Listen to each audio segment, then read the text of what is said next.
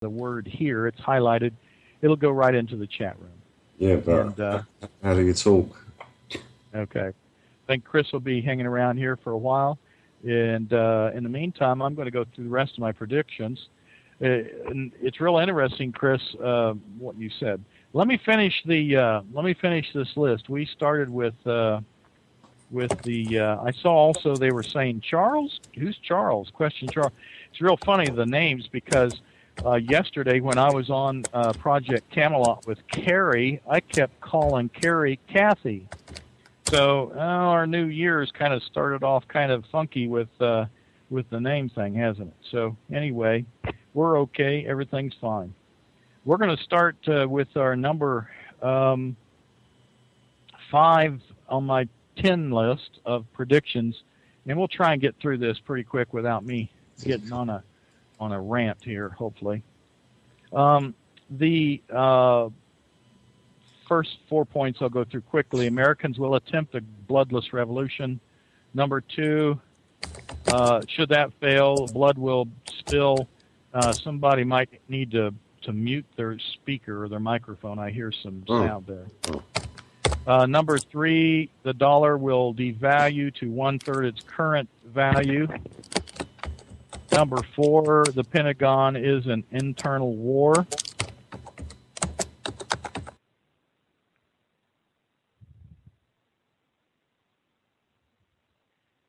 Okay, I just lost my connection, I'm pretty sure.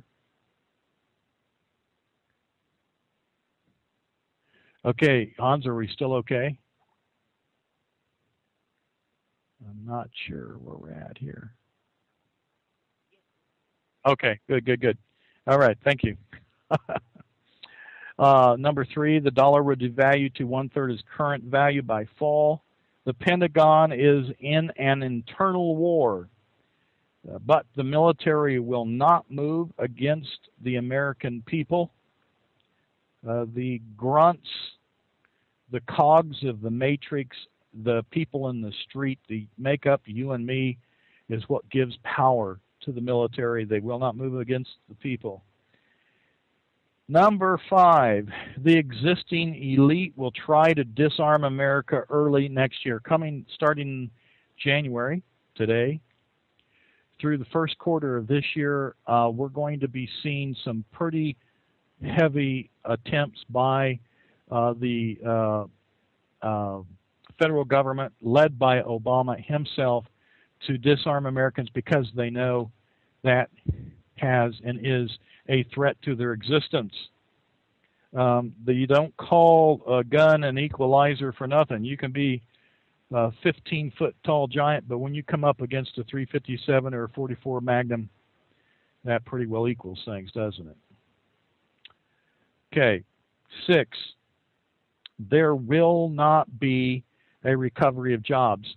Now, I want you to all realize that I'm not saying this from the standpoint that I'm trying to buy into anything. I am presuming that the course that we have in the past will continue, and what I'm predicting is that if the course that we're on stays on the direction that it is, this will be the result. And at the end, I'm going to tell you, if we don't change, this will be the result. But that's what I'm trying to say. And I don't do this in fear because I have confidence in our ability of those that have woke up to be able to meet the issues that they'll be facing. Shadowstats.com says unemployment is 22%. The depression that we had in America hit the world before, and it was exactly like that. But we haven't seen anything yet. If they continue to go the direction they are with the agenda that they've got, and we don't invoke our will to get this stopped, then it'll be worse. Some say they think that we can starve the beast by not giving him the taxes, that we can keep this from going anywhere by not giving them money. That's not true, folks. That would be true in a constitutional money system. But we don't have a constitutional money system. We have a fiat money system. It's their money. They can print however much they want. They can get rid of however much in circulation they want, because they, that I'm talking about, is the Federal Reserve, and they are a private corporation, and they can do whatever they want independent of what the government wishes are, because they think they've been given authority through a bill called the Federal Reserve Act, which in a long discussion you will find out is actually an illegal, against the Constitution to do that. So, hey, what's happened? Well, we've been taken over.